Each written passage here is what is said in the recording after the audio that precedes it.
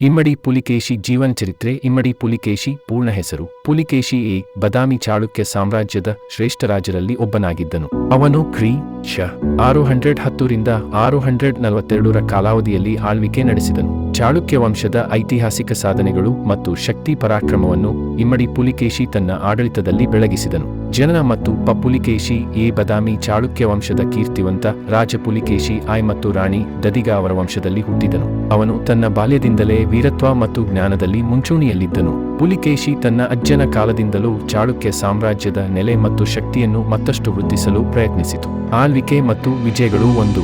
ಆಡಳಿತದ ಪ್ರಾರಂಭ. ಪುಲಿಕೇಶಿ ತನ್ನ ಆಳ್ವಿಕೆಯನ್ನು ಬದಾಮಿಯಿಂದ ವಾತಾಪಿ ಪ್ರಾರಂಭಿಸಿದನು. ಪ್ರಥಮವಾಗಿ ತನ್ನ ಅಣ್ಣನೊಡನೆ ನಡೆದ ಸಿಂಹಾಸನ ಸಂಘರ್ಷವನ್ನು ಗೆದ್ದು ರಾಜಧಾನಿ ವಾತಾಪಿಯನ್ನು ಕಬಳಿಸಿದನು. 2.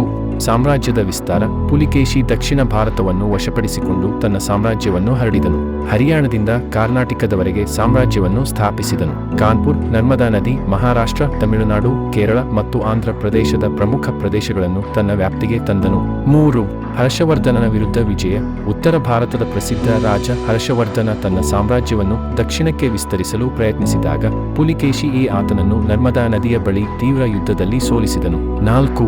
ಪಲ್ಲವರ ವಿರುದ್ಧದ ಯುದ್ಧ. ಪುಲಿಕೇಶಿ ಪಲ್ಲವರ ರಾಜ ಮಹೇಂದ್ರವರ್ಮನ ವಿರುದ್ಧ ಯಶಸ್ವಿಯಾಗಿ ಹೋರಾಡಿದನು, ಆದರೆ ಕಂಚಿಯ ಮೇಲೆ ಸಂಪೂರ್ಣವಾಗಿ ಕಬಳಿಸಲು ವಿಫಲವಾಯಿತು. ಸಾಂಸ್ಕೃತಿಕ ಸಾಧನೆಗಳು. ಅವನ ಆಳ್ವಿಕೆಯಲ್ಲಿ ಬದಾಮಿ ಚಾಳುಕ್ಯರು ಕಲೆ, ವಾಸ್ತುಶಿಲ್ಪ ಮತ್ತು ಸಾಹಿತ್ಯದಲ್ಲಿ ಹೊಸ ಹೆಜ್ಜೆ ಇಟ್ಟರು. ಐಹೊಳೆ, ಬದಾಮಿ ಮತ್ತು ಪಟ್ಟದಕಲ್ಲಿನ ದೇಗುಲಗಳು ಚಾಳುಕ್ಯರ ವಾಸ್ತುಶಿಲ್ಪ ವೈಭವವನ್ನು ತೋರಿಸುತ್ತವೆ. ಅವನು ಕವಿ ರವಿಕೀರ್ತಿ, ಕಲಾವಿದರ ಹಾಗೂ ವಿದ್ವಾಂಸರನ್ನು ತನ್ನ ಅರಮನೆಯಲ್ಲಿ ಪ್ರೋತ್ಸಾಹಿಸುತ್ತಿದ್ದನು.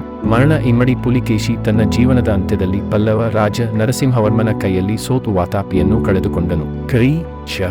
642 ಅವನ ಕೊನೆಗೆ ಪಲ್ಲವರು ವಾತಾಪಿಯನ್ನು ಜಯಿಸಿ ಅದನ್ನು ನಾಶ ಮಾಡಿದರು. ಸಾರಾಂಶ. ಇಮ್ಮಡಿ ಪುಲಿಕೇಶಿ ಕನ್ನಡದ ಚರಿತ್ರೆಯಲ್ಲಿ ಅಪ್ರತಿಮ ಸಾಧನೆ ಮಾಡಿದ ಮಹಾನ್ ಚಕ್ರವರ್ತಿಯಾಗಿದ್ದನು. ಅವನ ಪರಾಕ್ರಮ ಮತ್ತು ವೀರತ್ವದ ಕಥೆಗಳು ಇಂದಿಗೂ ಕನ್ನಡಿಗರ ಹೆಮ್ಮೆಯ ಕುರುಹಾಗಿವೆ.